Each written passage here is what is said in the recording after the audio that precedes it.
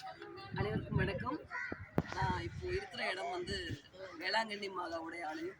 ரொம்ப நாளாக இங்கே வரணும்னு ஆசை. ஆனால் அதற்கான சூழல்கள் வந்து அமையல.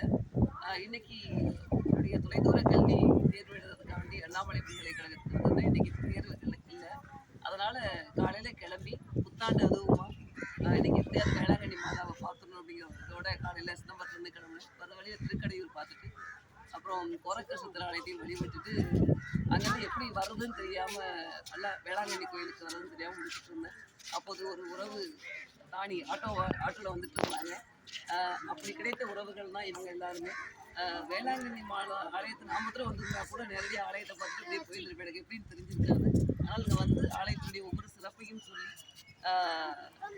அதனுடைய புனிதத்தையும் சொல்லி எல்லா விதமான ஆலயத்தினுடைய பொருட்களை எல்லாம் சொல்லி ஒரு உறவாகவே மாறிவிட்டாங்க இந்த நாகப்பட்டினம் மாவட்டத்தை சார்ந்த இந்த உறவுகள். உண்மையிலே இந்த சகோதரியுடைய நட்பு கிடைத்ததில் மகிழ்ச்சி அடைகிறேன்.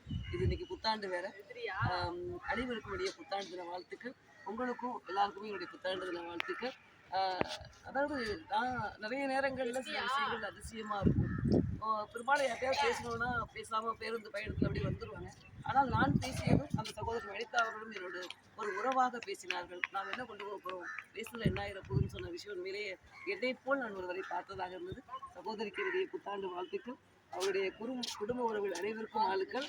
அனைத்திற்கும் மேலாக அவருடைய அன்பு மகள் பிரக்யா பார்க்கணும் என்கிட்ட வந்ததும் உடனே கேட்டாங்க, உங்களை நீங்கள் எனக்கு என்ன வேணும், எப்படி கூப்பிடணும்னு கேட்டாங்க. பார்த்தது கிடையாது, எதுவுமே கிடையாது. இருந்தாலும் கூட அந்த குழந்தைகளுடைய அன்பு என்னை பரவசப்படுத்தியது.